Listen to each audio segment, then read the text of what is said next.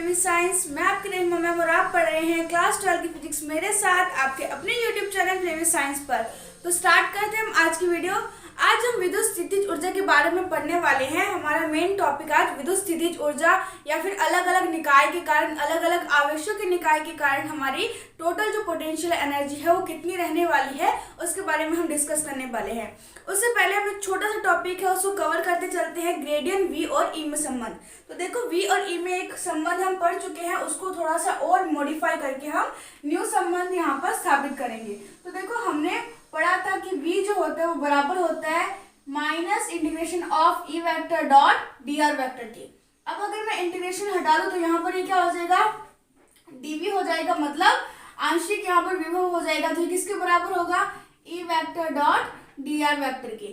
अब हम कह सकते हैं कि अगर मैं वेक्टर इसमें देखो डॉट प्रोडक्ट को खोलूंगी तो क्या आएगा, E D R cos theta. और हम ज्यादातर क्या पढ़ते चले हैं कि थीटा का मान यहाँ पर हम कितना डिग्री लेके चलते हैं, 0 डिग्री लेके चलते हैं।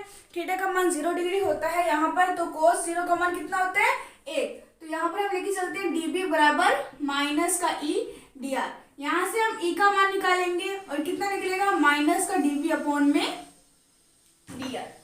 तो ये देखो ये जो हमारा अवकलन है dV अपॉन में डी आर, इसको हम बोलते हैं प्रवणता। प्रवणता मतलब ग्रेडियंट से इसको शो किया जाता है। तो हम लिख सकते हैं E बराबर माइनस का ग्रेडियंट V। क्लियर बात, जो हमारे संकारक है इसे हम बोलेंगे ग्रेडियंट V। अब हम बात करते हैं कि कोई भी जो पॉइंट है ये हमारा, जैसे मैं बात करूं कि विद्युत क्षेत्र की तीव्रता का मान ज्ञात करना है, और हमें पता है जो विद्युत क्षेत्र की तीव्रता वो कैसी राशि है, सदिश राशि है। हमने पढ़ा वो वेक्टर क्वांटिटी है। तो वेक्टर क्वांटिटी है, मैंने बोला जैसे कि मेरा कोई भी निकाय है x अक्ष के अनुदिश, y अक्ष के अनुदिश और z अक्ष के अनुदिश, और x अक्ष में जो हमारा एकांक सदिश होता है वो i कैप होता है, y अक्ष में j कैप और z अक्ष में k कैप लेके चलते हैं हम दिशा सदिश को शो करने के लिए। तो मैंने बोला कि यहाँ पर मेरा कोई पॉइंट है, इस पॉइंट पर मुझे विद्युत क्षेत्र की तीव्रता का मान ज्ञात करना है, या एक निकाय है उस निकाय पर मुझे क्या करना है, विद्युत क्षेत्र की तीव्रता का मान ज्ञात करना है। तो मुझे क्या करना पड़ेगा, x दिशा में इसका x दिशा में कितना है, वो y दिशा में कितना है और z दिशा में कितना है, इस पूरे को टोटल फाइंड करके हम यहाँ पे टोटल जो एनर्जी है, टोटल जो हमारी विद्युत क्षेत्र की तीव्रता है उसका मान ज्ञात कर सकते हैं। इसका मतलब मैं कह सकती हूँ कि जो ई वेक्टर है वो बराबर होगा ई एक्स आई कैप, ई वाई जे कैप और ई जेड के कैप के। मतलब एक्स दिशा में विद्युत क्षेत्र की तीव्रता, वाई दिशा में विद्युत क्षेत्र की तीव्रता और जेड दिशा में विद्युत क्षेत्र की तीव्रता, और आई कैप, जे कैप और के कैप क्या शो करते हैं, ये उसकी दिशा को शो करते हैं। तो देखो अभी हमने पढ़ा है कि जो ई बराबर होता है माइनस का dV अपॉन में डी आर के बराबर होता है, और ये जो r है वो क्या है, डिस्टेंस है। अब मैंने बोला कि ये हमारा इधर निकाय है और मुझे यहाँ पे विद्युत क्षेत्र की तीव्रता का मान ज्ञात करना है x अक्ष, y अक्ष और z अक्ष में। क्लियर बात। तो यहाँ पर देखो आपका जो ये पॉइंट है, यहाँ पर मैंने माना कि x अक्ष से दूरी कितनी है, x है, मतलब dx है, y अक्ष से dy अल्पांश लेके चलेंगे और dz, अगर कंप्लीट लेके चलेंगे तो x y z, और हम अल्पांश के रूप में बात करेंगे तो dx dy dz। तो यहाँ पर देखो, यहाँ पर हमें क्या करना है, इसका अवकलन करना है। मैं यहाँ पर ex पुट करूंगी तो माइनस dv अपॉन में dx आ जाएगा। तो यहाँ पर इसको पुट कर देते हैं हम, कितना आ गया, d अपॉन में dx v i cap plus d upon में dx v j कैप। यहाँ पर कितना आ जाएगा आपका j कैप, और उसके बाद क्या आ जाएगा d अपॉन में, सॉरी यहाँ पर y आएगा d अपॉन में dy, d अपॉन में dz v k cap. Clear बात। अब इन तीनों से मैं v को बाहर निकाल सकती हूँ, क्योंकि तीनों में कॉमन आ रहा है तो मैं इसको बाहर निकाल दूँ। d अपॉन में dx i cap plus d upon में dy j cap plus d upon में dz k कैप, और बाहर क्या आ गया मेरा v आ गया। क्लियर बात। अब देखो ई वेक्टर का मान मैं क्या निकाल सकती हूँ, ये जो हमारा फॉर्म होता है इसे हम डेल्टा बोलते हैं, डेल्टा संकारक के रूप में इसको हम शो कर सकते हैं। मतलब क्या है कि किसी भी फंक्शन है उसका हमें अवकलन करना है x अक्ष में, y अक्ष में और z अक्ष में, तो उसे हम इस फॉर्म में लिखते हैं, और इसका जो शॉर्ट फॉर्म होता है वो होता है इस अकॉर्डिंग, इसे हम डेल्टा संकारक बोलते हैं। और ये किसके बराबर होता है, ये बराबर होता है डी अपॉन में डी एक्स आई कैप, डी अपॉन में डी वाई जे कैप और डी अपॉन में डी जेड के कैप के बराबर होता है डेल्टा संकारक। तो इसको मैं क्या लिख सकती हूँ, इस पूरी वैल्यू को हम क्या लिख सकते हैं, डेल से शो कर सकते हैं। हाँ, आपने एक बात नहीं ध्यान दी, यहाँ पर माइनस है तो यहाँ पर मुझे हर जगह क्या लगाना पड़ेगा, माइनस लगाना पड़ेगा, क्योंकि ये माइनस के बराबर है। अगर मैं लेना चाहूँ तो पूरे में माइनस कॉमन आ जाएगा, मेरा माइनस कॉमन आ जाएगा तो ये किसके बराबर हो जाएगा, माइनस का डेल्टा v के बराबर, क्योंकि डेल्टा जो है वो सदिश क्वांटिटी है और v हमारा हमने पढ़ा था कि जो विद्युत विभव होता है वो क्या है, एक अदिश क्वांटिटी है। तो ये हमारा क्या है, ग्रेडियंट v और डेल्टा में ग्रेडियंट v और विद्युत क्षेत्र की तीव्रता में संबंध और डेल्टा संकारक और ए में संबंध हमने स्थापित कर दिया। अब हम बात करेंगे हमारे नेक्स्ट टॉपिक विद्युत स्थितिज ऊर्जा के बारे में। तो हमारा नेक्स्ट टॉपिक है विद्युत स्थितिज ऊर्जा। अब हम पढ़ेंगे विद्युत स्थितिज ऊर्जा के बारे में। तो देखो, स्थितिज ऊर्जा मतलब क्या है कि कोई भी जो एनर्जी है वो किसी में स्टोर होकर रहेगी, मतलब उसके अंदर स्टोर होकर या एक स्थान पे जो स्थिर अवस्था में उसकी एनर्जी है उसे हम स्थितिज ऊर्जा कहते हैं। ये बात तो सभी को क्लियर होगी। तो देखो, अब हम ये पढ़ेंगे कि हमने पढ़ा था जो विभव होता है या फिर हम विद्युत विभव के बारे में पढ़ते हैं, तो ये क्या है, एक हमने पढ़ा था अदिश क्वांटिटी है या स्केलर क्वांटिटी है। तो इसका मान क्या था, हमने पढ़ा था KQ/R, ठीक है, ये हम पढ़ चुके हैं। v का मान क्या था, KQ/R। अब इस चीज को लेकर हम रिलेट करेंगे कि हमारे जो स्थितिज ऊर्जा है वो कितनी होगी। तो अगर हम बात करें कोई भी एक पॉइंट है Q आवेश, उस एक पॉइंट के लिए जो स्थितिज ऊर्जा है उसका मान कितना होगा। तो आपको ध्यान रखना है कि कभी भी एक पॉइंट के लिए स्थितिज ऊर्जा नहीं होती, मतलब किसी भी एक सिंगल बिंदु के लिए स्थितिज ऊर्जा का मान कितना होता है, सदैव शून्य होता है। अब अगर हम बात करें स्थितिज ऊर्जा के बारे में, तो हमें एक ऐसा निकाय लेना पड़ेगा जिसमें 2 या 2 से अधिक आवेश उपस्थित हो, ठीक है। तो 2 या 2 से अधिक आवेशों के लिए ही हम स्थितिज ऊर्जा की गणना कर सकते हैं। किसी भी एक क्वांटिटी के लिए, किसी भी एक पॉइंट के लिए हम स्थितिज ऊर्जा का मान नहीं ज्ञात कर सकते। क्यों नहीं ज्ञात कर सकते, इसलिए नहीं ज्ञात कर सकते क्योंकि जो स्थितिज ऊर्जा है, जैसे कि हमने विद्युत विभव में पढ़ा था, हमने 2 पॉइंट पे बात की थी कि अनंत से उसको हम एक पॉइंट में लेके आएंगे तो हमें कितना कार्य करना पड़ेगा, या तो हमारी जो विद्युत जो एनर्जी है, विद्युत क्षेत्र की तीव्रता है कितनी होगी, उस पर हम चर्चा कर चुके हैं कि हम इसमें कंपैरिजन करके चलते हैं। उसी प्रकार हम जो स्थितिज ऊर्जा है, स्थितिज ऊर्जा में भी क्या करते हैं, कंपैरिजन करते हैं। और आपको पता है कंपैरिजन, एक अगर कोई अकेला बंदा है तो उसमें कंपैरिजन नहीं होता, अगर उसके साथ एक बंदा और है या 2-3 बंदे और है तब हम उनकी तुलना करके उसका मान ज्ञात कर सकते हैं। तो अगर हम नॉर्मल से बात करें कि किसी भी एक सिंगल पॉइंट के लिए, किसी भी एक बिंदु के लिए जो स्थितिज ऊर्जा का मान है उसका मान कितना होता है, शून्य होता है। क्लियर बात। अब देखो, अब हम बात करने वाले हैं कि स्थितिज ऊर्जा जो होती है वो कितनी होती है, वो क्या चीज होती है। तो स्थितिज ऊर्जा के लिए हमें 2 टर्म पढ़नी पड़ेगी। एक तो स्थितिज ऊर्जा जो आप कार्य करोगे, जो आप आवेश पे कार्य कर रहे हो, या आप एक आवेश को उठाकर दूसरे पॉइंट पर लेके आ रहे हो, तो उसको एक बिंदु से दूसरे बिंदु तक लेके आए तो आपने कुछ ना कुछ कार्य किया।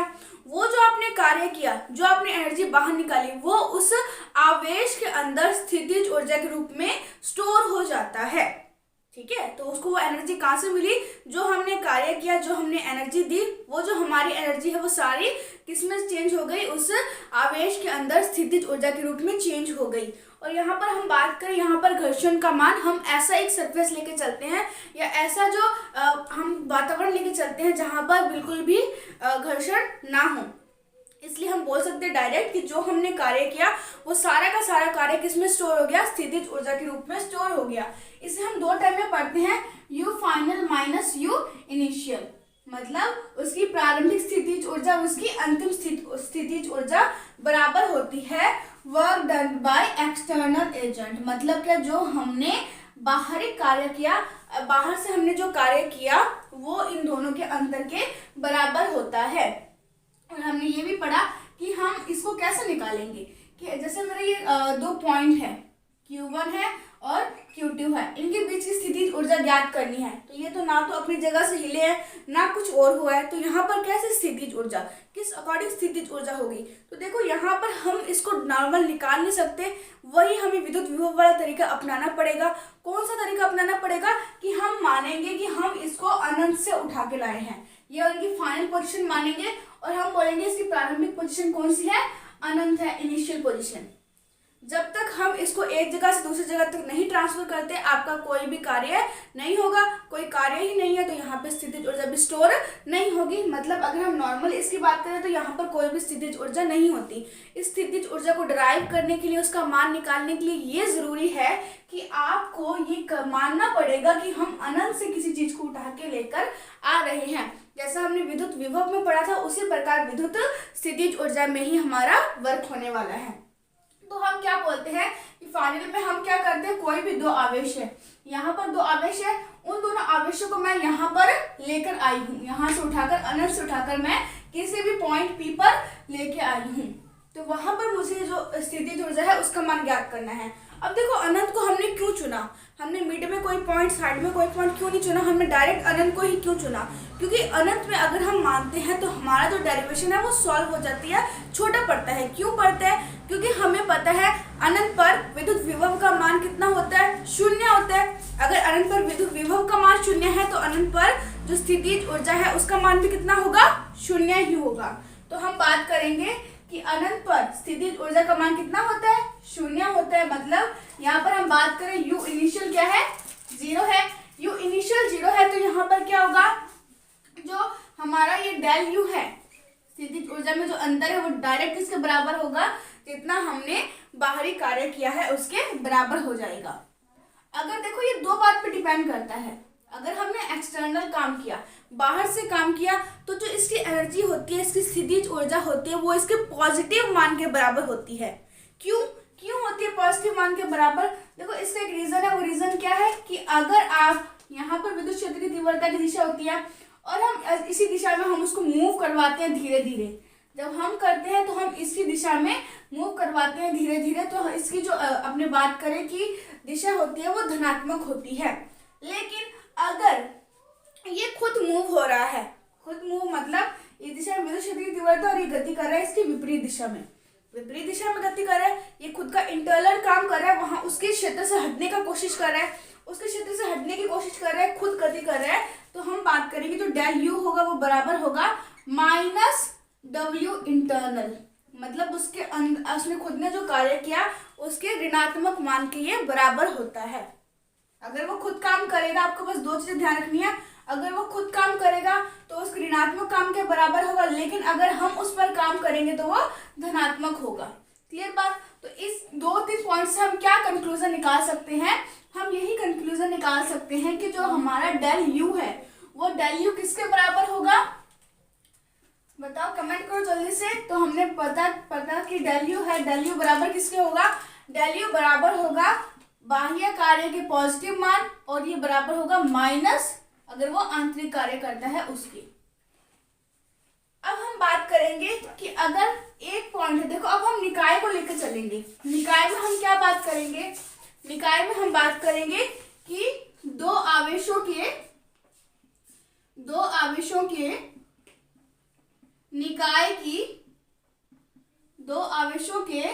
निकाय की स्थितिज ऊर्जा, कि कोई भी निकाय है जिसमें दो आवेश हैं उसकी टोटल स्थितिज ऊर्जा का मान क्या रहने वाला है। तो देखो दो आवेश बोले आपने, हम बोलेंगे कि दो आवेश कौन कौन से हैं, Q1 आवेश है और Q2 आवेश है। इसको हम डायरेक्ट तो नहीं निकाल सकते, हमने बोला अनंत से मैं पहले Q1 को लेके आई, फिर अनंत से Q2 को लेके आई, तो U final minus U initial बराबर होगा कि Q1 को लाने में जो हमें कार्य करना पड़ा है, W एक्सटर्नल जो है वो एक तो होगा हमारा Q1 के कारण और एक होगा W एक्सटर्नल वो Q2 आवेश के कारण। Q1 आवेश के कारण किया गया कार्य और Q2 आवेश के कारण किया गया कार्य के बराबर होगा। तो देखो आपको हमेशा ध्यान रखना है कि ये फ्री है, मतलब यहाँ पर हमारा कोई भी आवेश नहीं है, तो पहला जो हमारा आवेश है वो बहुत ही इजिली यहाँ पहुंच जाएगा। पहला जो आवेश है वो अनंत से बहुत इजिली पहुंच जाएगा, हमें कार्य बिल्कुल नगण्य करना पड़ेगा, बस इसको थोड़ा सा हमने कार्य किया और ये अपने इस स्थिति में पहुंच जाएगा। लेकिन अब यहाँ पर कोई आवेश पड़ा है, ये पहला आवेश यहाँ पर पहुंच चुका है, मैंने बोला पहला आवेश मेरा अनंत से यहाँ पर पहुंच चुका है, जिसको कार्य करने में बहुत ही नगण्य कार्य करना पड़ा है, तो इसकी स्थितिज ऊर्जा वो बहुत नगण्य होगी, जिसको हम लगभग 0 के इक्वल मान के चलेंगे। अब यहाँ पर क्या होता है, जब हम दूसरे आवेश को लेकर आते हैं, दूसरे आवेश को लेके आएंगे तो हमने पढ़ा था कि इसके खुद के कारण कोई ना कोई विद्युत क्षेत्र की तीव्रता होगी, है ना। अब बोलो आप दूसरे आवेश को इधर लेके आ रहे हो, दूसरे आवेश को इधर लेके आ रहे हो, लेकिन इसके कारण ये दोनों अगर मैं बोलूं पॉजिटिव चार्ज है तो इसके कारण इस पर दूसरी दिशा में क्या लग रहा है, एक विरोधी बल लग रहा है, विरोधी बल लग रहा है। मतलब अब मुझे क्या करना पड़ेगा, दूसरे आवेश को यहाँ पर इसके पास लाने के लिए कुछ ना कुछ कार्य ज्यादा करना पड़ेगा। क्लियर बात। अब मुझे इसको यहाँ से यहाँ तक लाने में कुछ कार्य करना पड़ेगा। मेरा जो फर्स्ट है वो तो आसानी से आ गया क्योंकि वहां पर उसके आसपास कोई भी ऐसा आवेश नहीं था जो उसको प्रतिकर्षित करे या आकर्षित करे, वो बिल्कुल आराम से घूमता हुआ अपनी मस्ती में वहां पर पहुंच गया।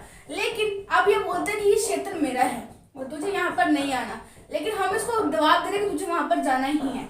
तो ये क्या करेगा, अपने से इसको बल लगाकर इसको धकेलेगा कि तू यहाँ मत आ, और हमें इस दिशा में जो इसको वस्तु है, जो हमारा आवेश है, इस आवेश को यहाँ पर लाने के लिए ज्यादा कार्य करना पड़ेगा, ज्यादा एक्सटर्नल, ज्यादा बाहरी कार्य करना पड़ेगा।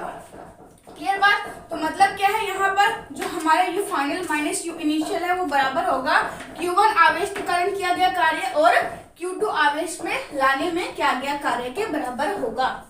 तो यहाँ पर देखो हमने पढ़ा है कि फर्स्ट पॉइंट हमारा जो इनिशियल पॉइंट है वो हम कौन सा मानते हैं, अनंत मानते हैं, और अनंत पर स्थितिज ऊर्जा का मान क्या होता है, 0। अनंत पर स्थितिज ऊर्जा का मान कितना होता है, 0। तो हम लिख सकते हैं यू फाइनल बराबर, मैंने क्या बोला था, फर्स्ट आवेश को लाने में हमें कोई भी कार्य नहीं करना पड़ेगा, कोई कार्य नहीं करना पड़ेगा तो 0। सेकंड बात आती है कि अब हम दूसरे आवेश को लेकर आ रहे हैं। क्लियर बात, ध्यान से सुनो। अब हम दूसरे आवेश को लेकर आ रहे हैं तो वहां पर मेरा कितना कार्य होगा। तो हमने एक फॉर्मूला पढ़ा है, क्या फॉर्मूला पढ़ा है कि V बराबर क्या होता है, W अपॉन में Q के। हमने पढ़ा था ना कि अनंत से हम एक पॉइंट पे लेके आते हैं, अनंत टू A पॉइंट, अनंत टू B पॉइंट, कोई भी पॉइंट है अनंत से हम उसको यहाँ तक लेके आते हैं।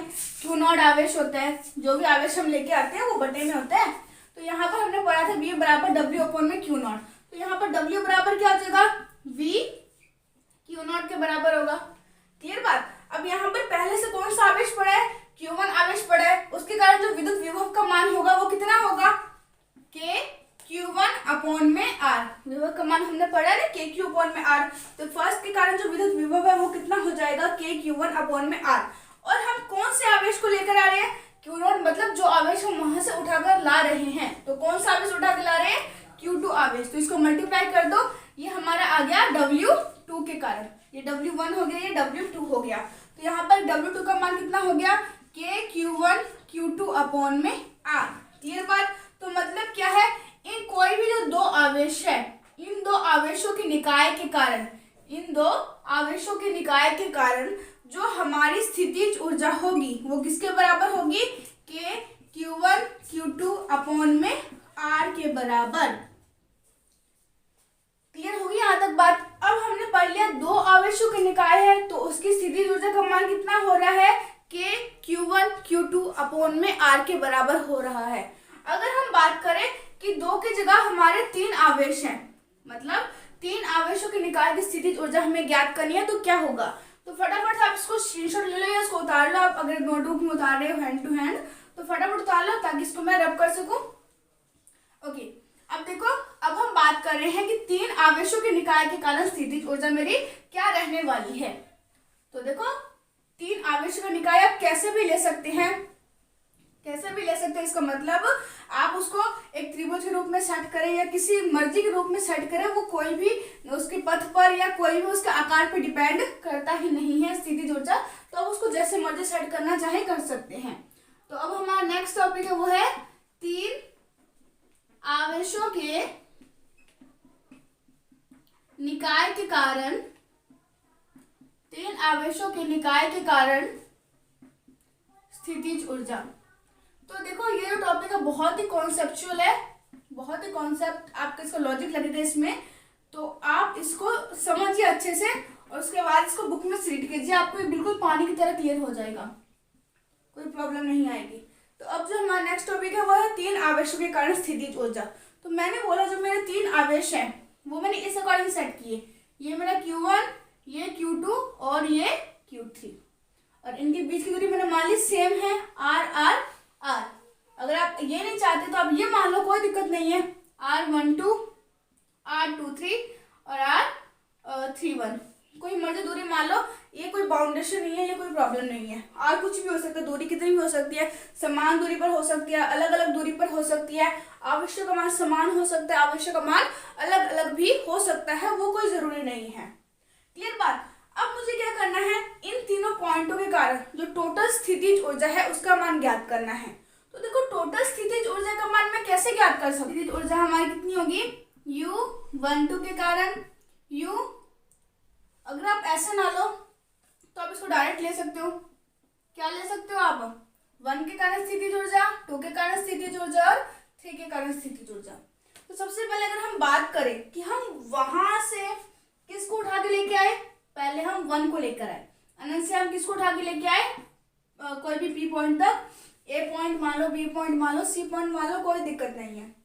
तो हम बोले कि हम अनंत से Q1 को उठा के लेके आए, तो वहां पर स्थितिज ऊर्जा, मैंने क्या बोला था आपको कि कोई भी एक आवेश के कारण स्थितिज ऊर्जा का मान कितना होता है, 0 होता है।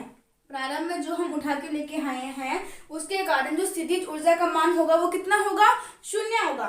तो पहला तो हम उठा के ले आए, अब हम क्या कर रहे हैं, अनंत से उठा के ला रहे हैं, किसको लेके आ रहे हैं, Q2 को लेके आ रहे हैं, हम B पॉइंट तक हम Q2 को लेकर आ गए।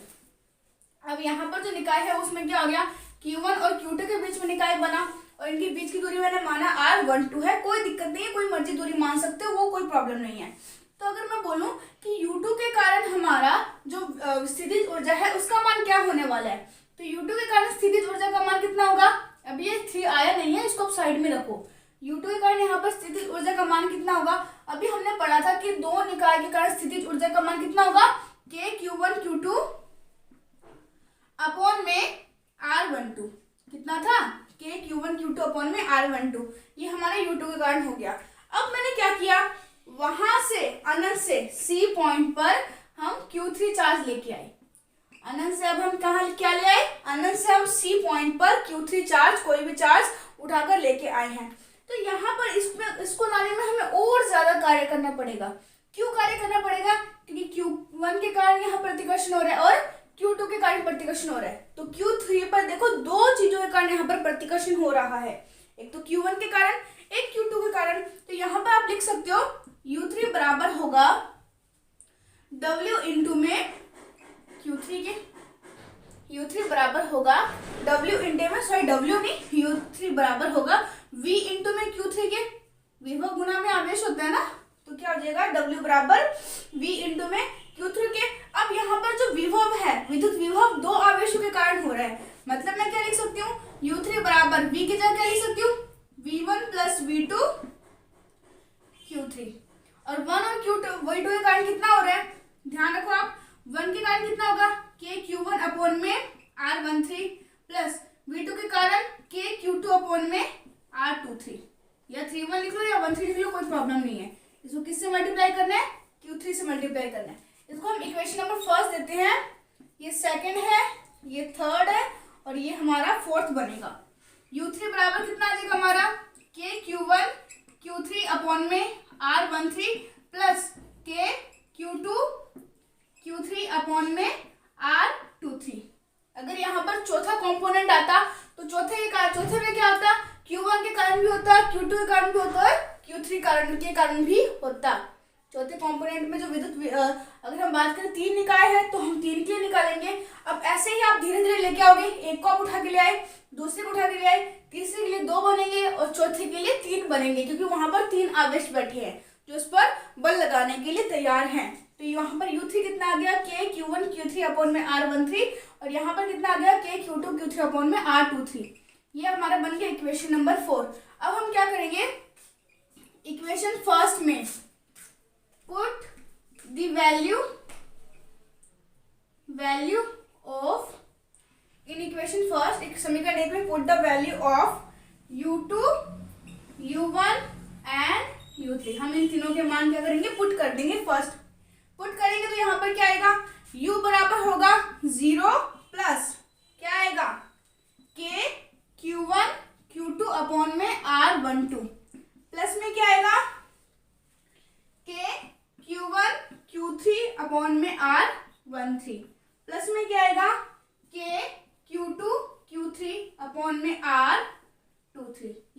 क्या निकाल लिया, तीन निकाय के कारण स्थितिज ऊर्जा का मान निकाल लिया।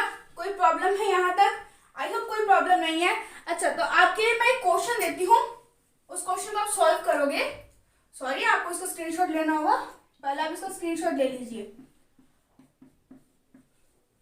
पहले आप इसका क्या करिएगा, स्क्रीनशॉट ले लीजिएगा, उसके बाद मैं इसको रब कर देती हूँ। ओके ओके, फटाफट से स्क्रीनशॉट ले लीजिए। ओके, अब तक आपने स्क्रीनशॉट ले लिया होगा। अब मैं छोटा सा क्वेश्चन देती हूँ आपको, वो क्वेश्चन आप सॉल्व करके आना। ये देखो, आपको यहाँ पर इक्वेशन तो पता ही है, अब आपको क्या करना है, न्यूमेरिकल करेंगे और उसका आंसर मुझे आप बताएंगे कि मैंने आपको कोई भी तीन निकाय दूंगी और तीन निकाय के कारण आप मुझे बताओगे कि यहाँ पर टोटल स्थितिज ऊर्जा का मान हमारा क्या होने वाला है। देखो, अगर चार आवेश दे दो तो भी आप घबराना मत, क्योंकि चार आवेश के कारण कितना होगा, सेम वही चीज हमने 1 के कारण निकाल लिया, 2 के कारण निकाल लिया, 3 के कारण निकाल लिया, और अगर आपको 4 के कारण निकालना होगा तो आप कैसे निकालोगे, वहां पर u4 का मान अलग से निकालोगे और उसके बाद उनको इसमें ऐड कर दोगे। क्लियर बात? तो देखो, आपको मैंने क्वेश्चन दे दिया, मैं आपको डायग्राम बना देती हूँ, आपको उसको समझा देती हूँ क्वेश्चन की लैंग्वेज, और आपको सॉल्व करना है। कि मैंने आपको कोई भी निकाय दे दिया इस अकॉर्डिंग, यहाँ पर आवेश है Q, यहाँ पर भी सेम आवेश Q और यहाँ पर भी सेम आवेश Q। ये जो दूरी है इसको मैंने A मान लिया, ये जो दूरी है इसको भी मैंने A मान लिया, और ये जो दूरी है इसको भी मैंने A मान लिया। तो आप इस निकाय की